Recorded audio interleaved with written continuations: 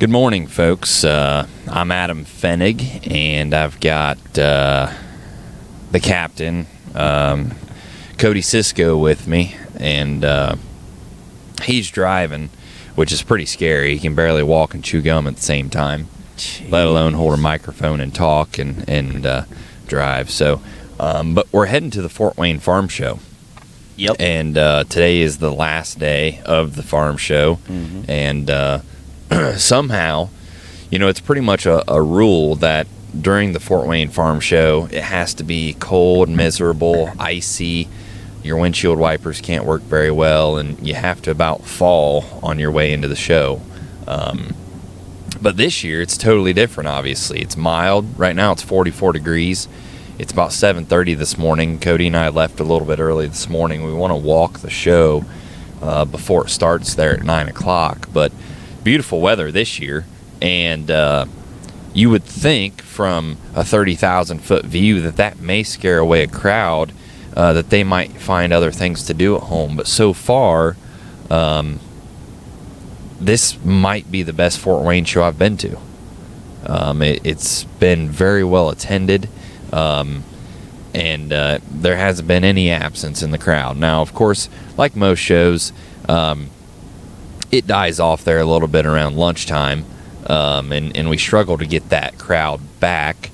But, yesterday evening it ran until 8, and Cody and I left a little bit early. Mom and Dad stayed.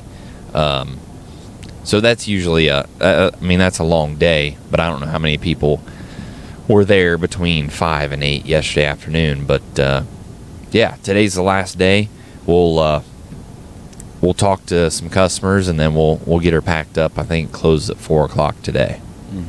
So, yeah, it won't be bad. There'll be a little bit of stuff to move out of the show and into the trailer. But overall, it's been a great show, and we've had a lot of customers come in, and it's the perfect time of year.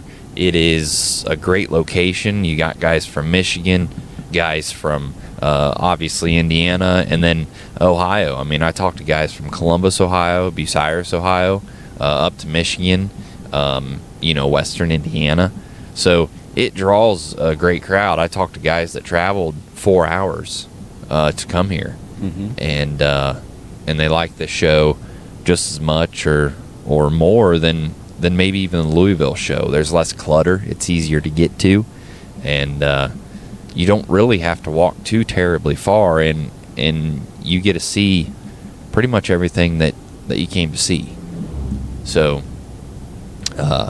yeah, it's been great. And, I will say I can't believe the amount of people that I've talked to that have came up to me and said that they've watched the YouTube videos. That means a lot when people tell me that they watch the videos. They say, keep them coming. We like the information. We appreciate it. That means a lot. And I made one this morning, and I'm going to keep those coming because we enjoy making the videos. And as long as I can have Cody around, to hold the camera for me and everything, we'll keep making those videos. So if the camera's a little shaky or something, say something. Yeah, that's Cody's job. So, or if the wind's blowing in the microphone, that's Cody. So you can get on him for that. But and we also had several guys mention that they listened to the podcast. And so that's great. So if you're listening, we really appreciate it. You're one of many. It's really growing. And I talked to our 360 rep yesterday. I said, hey, last year at the Louisville Farm Show, we did that podcast with Greg Souter. I said, why don't you put a bug in his ear? I've got that date circled on my calendar again. So we're going to try and plan another sit down with Greg and see if we can't drum up something there to pull some knowledge from him. I heard he was at the No-Till conference there last week and put on a great show. So very, very interesting and a lot of good stuff like that coming down the pipeline for us. So, Cody, what do you know today? Oh, not much. Just doing some driving, and we're on our way. It's the last day, and ready to get her packed up and head her home. Yeah. So. Yeah, this show runs Tuesday through Thursday, and the best crowd so far was yesterday, Wednesday. Mm-hmm. Today's going to be probably average, like most shows. But if you're at the Fort Wayne Farm Show, I highly suggest going up and eating the buffet. There is a lunch buffet up there that is amazing. It's a little expensive. It is. But they've got ice cream, desserts. Yesterday they had cornbread and roast beef, and it's very, very good. A great place to eat. There's not too many venues that offer that. You know, at like you go to Louisville Farm Show and you'll struggle to find a really quality sit-down place to eat there at the venue. Here at Fort Wayne, you know, there's hundreds of chairs and several tables for everyone to sit down at and enjoy a nice meal there to break up the day. So I think that's a big advantage too. So that if you missed out on the buffet, definitely they hide it pretty well in that venue. It's hard to find. It's behind the FFA auction, but I highly suggest hunting that place down and spend a little time up at that booth as well. So this morning I did a walkthrough video on the new shop, so that YouTube video is live. I got everyone asking, you know, are you moved into the new shop yet? We're not yet. Well, we're moved into the new shop, but not the entire facility. Our shop guys are working out of the big shop. You know, everything that's being built, welded, fabricated right now is out of the big 90 by 160. And so we've moved everything from the shop over into there. Now, as far as the parts, the warehouse, the business side of it, the office folks, that is still at the old St. Anthony location. And it's going to be a while before we get that moved. We're renovating the office space. We're not completely building a new building, but we're doing enough additions to where it's going to seem like we built a new building. We'll have a nice showroom and some stuff like that. But so yeah, we're working out of the shop down there to be efficient and get all this work done. But the office staff is still at St. Anthony, and it'll be November, I bet, before we're in there. Yeah. You know, just all that stuff takes way more time than what you ever anticipate. You know, when it's on paper, you approve it and you say go, but getting the materials in and getting all that done is going to take way longer than what we'd like it to, but it'll be right when it's finished. So, yeah, the you know, overall, the last couple weeks has been pretty busy again. The last podcast we did was I don't know, I forget. I think we were heading down to Columbus. Yeah, maybe that morning, and yeah, down to South Columbus. But in the last couple weeks, we've gotten a ton of J&M applicators in. Yep. That's been a big thing here lately. We've, you know, in the past they haven't gotten those in a timely fashion. Well, I mean, they have been. It's just this year they're early. It's been great. So we've been delivering those. Grandma and Grandpa are out on the road.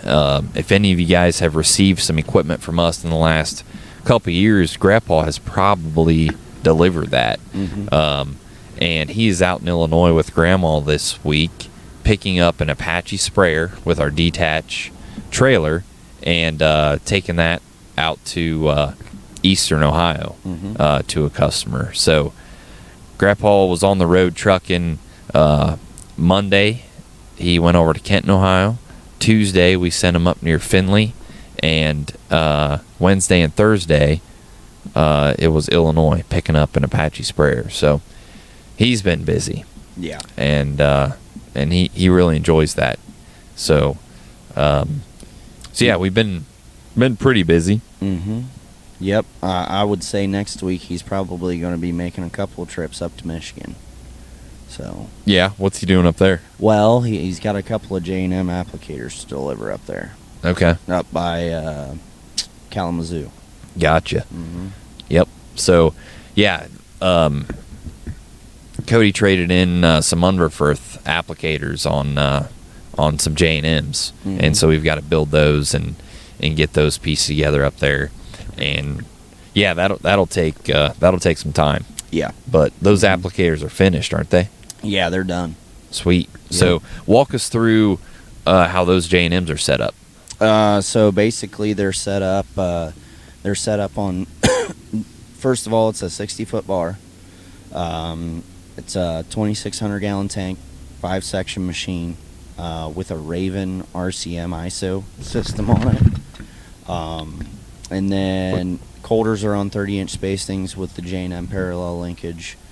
3-inch fill with the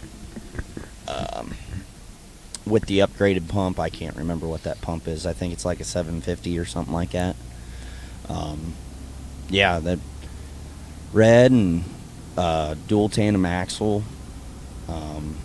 Yeah. So basically, pretty much the standard for how we set up the J&M 60-footers. Yeah. But those things are so low profile, it's hard to beat. We're pretty much sold out of J&M applicators at this point, which is crazy because we ordered way more than we had ever ordered. Mm-hmm. So yeah, applicators are going to be in short order this year, but ordering window opens up in June for those again for 2024. So if you need a new one, you'll probably have to wait till June on the J&Ms, but that's how it goes. I think we ordered somewhere around 25 of them, and we don't have much of any left. Mm-mm. No. So that's good. What else has been going on? We've been really busy. The calls that are coming in. I put an ad out in Farm World a couple weeks ago advertising our planter fertilizer tanks and attachments and what Devin and Sam are doing and Kyle with all these planter fertilizer tanks. Mm-hmm. And I can't believe the feedback I've gotten from that. Guys really read that Farm World magazine, and we've changed the way that we advertise quite a bit.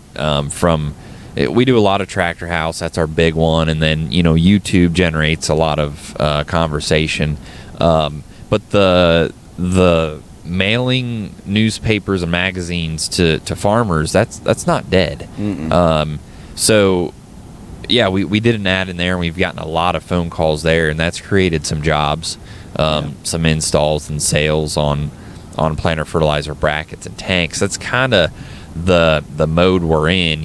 Talking to guys here at this show, it's been I want to improve my closing wheels. Which row cleaner do you think is best?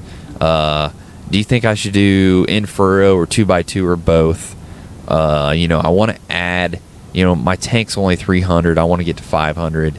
A lot of that kind of stuff is what we're talking right now with guys, because it's mid-January. Yeah. And it's just that time of year to where harvest is past, fall tillage is past, and the next step is decking out that planter. I've got a picture that is going to be in the email blast tomorrow of all the closing wheels that we shipped out yesterday. Mm-hmm. I don't know how many were there, but there was a stack of boxes. I mean, there had to be 150, 200 rows. I believe it. That we shipped out yesterday. Mm-hmm. So that's good. It's that time of year, and we're definitely staying busy on that front. Now, Salford has also kept us busy. Yeah. Lately, they've been just shipping us in applicators left and right, or tillage tools. Left and right. We spit out some 30-footers, and we've got a couple cultivators to build. But next up should be some 5200s and some 1231s and 1224s and stuff like that. But yeah, yesterday I had better get going if you're gonna go. Just stay in this lane. This is scary. Hang on, folks. Did you just run that red light? Shut up. You ran that red Jeez. light. I did not. Holy cow! Is that a cop? He'll find out. Stay tuned, folks. No, we're just on our way to Fort Wayne and turning there from 101 on to what is this, 33? 30. 30, yeah. Yeah. So Gets a little sketchy. well, Cody's driving. So there's a Dunkin' Donuts up here at the Pilot that we got to stop at. Yeah. So- It's the stop. Yeah. So Yeah. don't forget that while we're podcasting. Yep. You've got a toolbar in the shop. I think you kind of described it there the other day with those duo seeds. Yes. That thing's kind of getting wrapped up. I saw it had row units on it. Yeah. Are we putting a seeder on that thing or what? Yes. So I think, have you ever sold a Henniker cedar before? No, I just sell the Valmars. Okay. Well, so the gentleman that I sold this to, he's basically what he's He doing. don't like Valmars? Well, that wasn't the it wasn't that he didn't like it. The Valmars are pretty nice. He liked how they were built. Oh. Just hear me out. Quit interrupting. Okay. So basically, we're building him a 30-foot inner cedar bar with 35 units on it. Okay. And so basically, Henniker makes a 36 outlet cedar, where Valmar does not, to where we would have to split a couple of the Venturis. I see. So that's why we went the Henniker route. So I sold him a Henniker cedar that we will be mounting on top of that thing. But we've got all the Dawn Duo units mounted on a Yetter toolbar. And they're spaced how? So he's trying to get as close to like 10.5 inches as what he can. Some of them he's got set up for his tram lines, so some of them are set up on 10s and then some of them are set up on 13s. Okay. So in order for it to lay out on the toolbar correctly the way that he wanted it to for his population purposes, he had to space them out that way. Gotcha. So- And he's going in between standing wheat. Yes. To seed soybeans. Yep, that is correct. Mhm. Got it. Yep. Okay. So he will be going in there in like late May, early June, planting soybeans in there. Okay. Mm-hmm. All right. Well, that'll be interesting. I'm going to need videos of that. Yep. That'll be good. Where's he from? He is actually about like he said like 6 or 7 miles south of the Nova store. Oh, he's in Ohio. Yes. Okay, I Mhm. didn't realize that. Yep. Yeah, he's like 6 or 7 miles south of Nova. Okay. So he's right in that Ashland, Nova area region. Yeah. Mm-hmm. So east and west, he's north of us a little bit. So, you know, where we're at, you can do some double crop beans and be successful. Of course, it never hurts if you can intercrop and do it the right way. But yeah, that'll be interesting. Yeah. That'll be interesting to follow. I'd like to see how he can tiptoe through that wheat and get that stuff planted. So on those Dawn units, they make a short and then they make a long. So offsetting them, so basically each row we're alternating a long and a short. So that way it gives the wheat more of an opportunity to travel through the row units instead of laying them down. It was kind of the thought process here. So I see. that's what we're doing there. But yeah. I see. Mm-hmm. Okay. That'll be an interesting project. Yeah. Um, yeah, I think so. So Some interesting ones that I've got going. We're setting up a high-speed 24-row Deere 1775 with fertilizer. We're going to do a dual product John Blue piston pump on there. He wanted to, you know, at first he was wanting to kind of get a little fancy with it.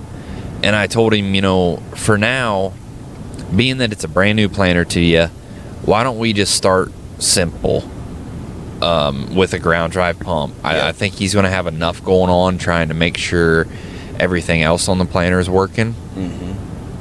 Those are brake lights.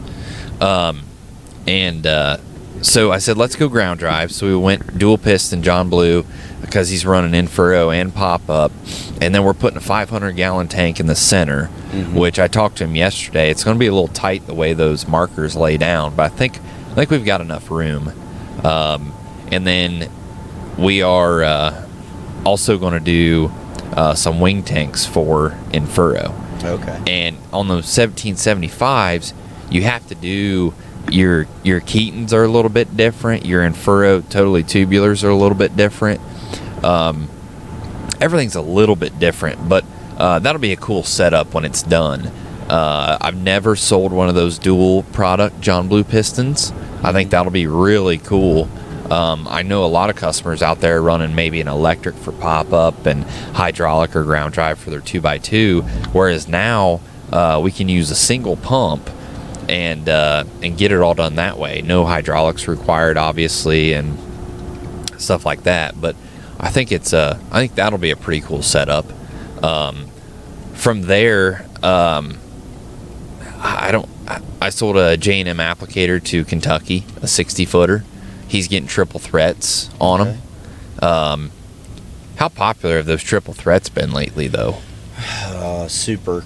I mean, it's been crazy. It was like a switch went off, like beginning of like December. Yeah. They just started flying. Yep. And I had a guy in our booth yesterday that I sold a set to, and he loves them. Really liked what they did.